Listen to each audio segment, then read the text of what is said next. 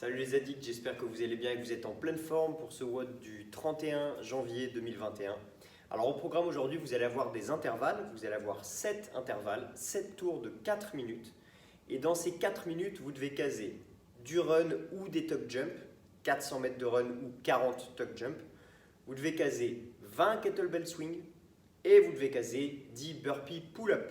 Donc c'est un burpee plus une traction. Donc évidemment, en fonction du matériel que vous avez dispo, il y aura des légères variations sur tout ça. Peut-être que ce ne sera pas des kettlebell swing, mais des swings avec un dumbbell.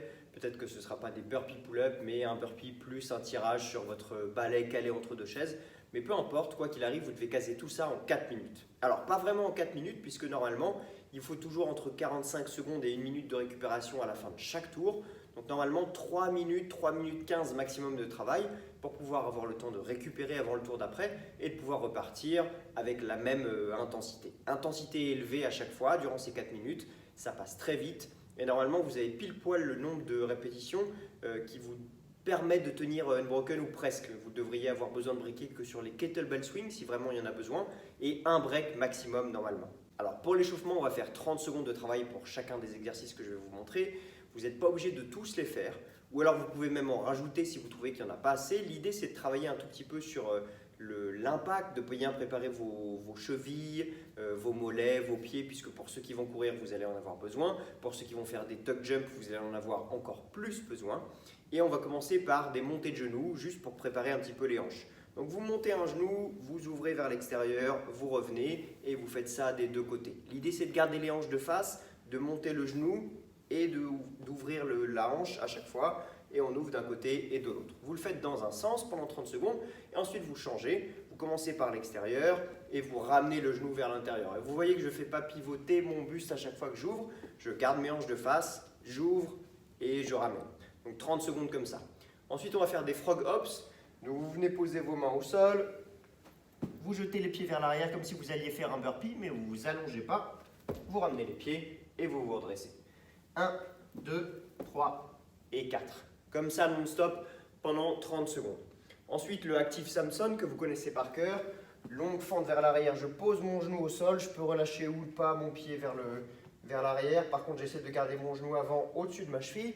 Je vais venir entrelacer mes doigts, pousser vers le haut et même me pencher du côté de la jambe qui est fléchie pour essayer d'étirer au maximum.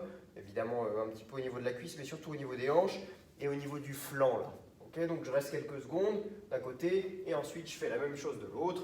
Je change de côté, je pousse et je vais chercher vers l'extérieur. Okay, 30 secondes, on alterne comme ça droite et gauche. Ensuite vous alternez les fentes, rien de très compliqué. Vers l'avant, vers l'arrière, c'est vous qui choisissez. Il n'y a pas de contrainte particulière aujourd'hui. Faites juste gaffe comme d'hab à avoir bien le genou avant, au-dessus de la cheville. 30 secondes comme ça. Ensuite des toe touch ou des touchés d'orteils, je ne sais pas trop comment on appelle ça en français. Donc vous allez vous donner une distance chez vous. Si vous ne pouvez pas le faire en avançant, vous pouvez le faire sur place.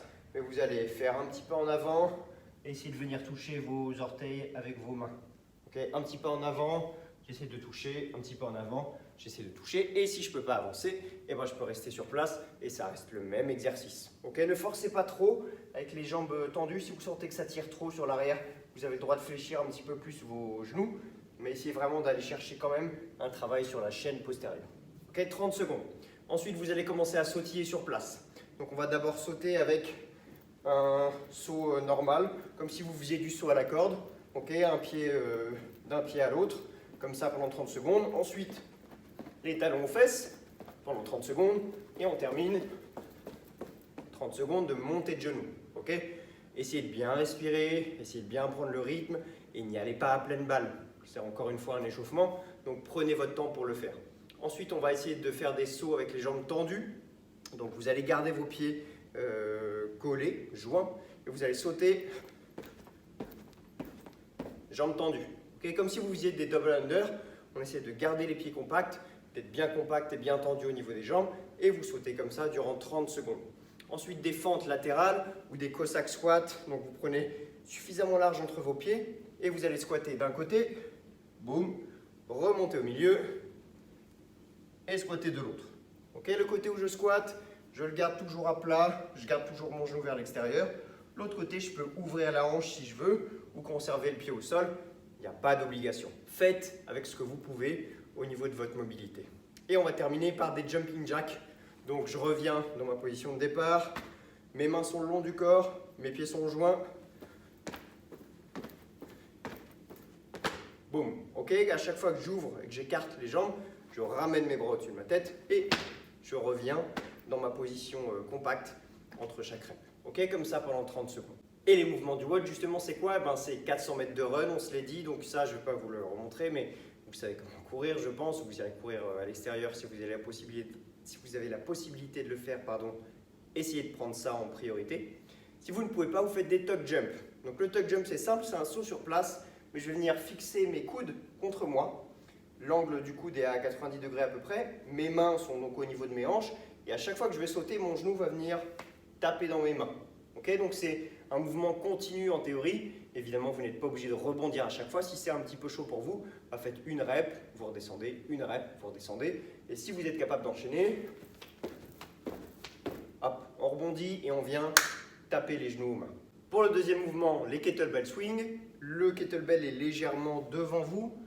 Vos pieds et le kettle forment une sorte de triangle. Et vous venez vous pencher en avant comme sur un deadlift. Mais au lieu de ramasser le poids entre vos pieds, vous allez le chercher vers l'avant.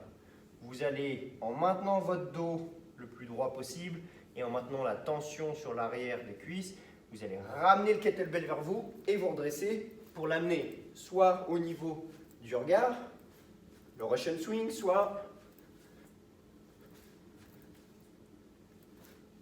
au-dessus de la tête. Okay, mais quoi qu'il arrive, le mouvement, c'est un mouvement de hanche. C'est les hanches qui bossent, ce n'est pas les genoux qui viennent se fléchir. Vous voyez que quand je fais le mouvement, mes genoux bougent très peu, mon tibia reste le plus possible à la verticale. Donc le swing se fait à partir des hanches et ensuite les bras montent, soit au niveau du regard, soit vous accompagnez jusqu'au-dessus de la tête. 20 kettlebell swing. Et vous terminerez donc par 10 burpee pull-up. Donc le burpee, vous le connaissez.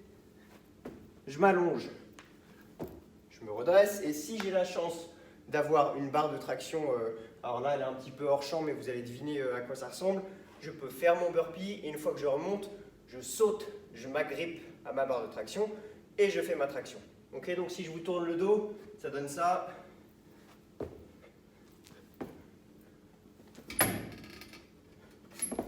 Boum, et ça fait une rep.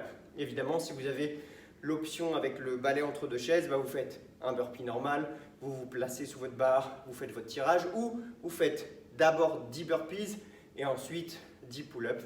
C'est à vous de voir comment vous voulez répartir. Il y a évidemment toujours l'option, si vous n'êtes pas équipé du tout, de faire des tirages. Donc soit vous prenez votre kettlebell, soit vous prenez votre dumbbell, hop, vous penchez en avant et vous ramenez le poids jusqu'au niveau du nombril. Okay, bras tendus, je tire et je ramène. Ce n'est pas exactement le même mouvement, mais au moins ça vous permettra quand même de travailler un petit peu. Amusez-vous bien les addicts, donnez-vous à fond, essayez de vous dépasser et nous on se retrouve très vite pour un nouveau WOD. Ciao!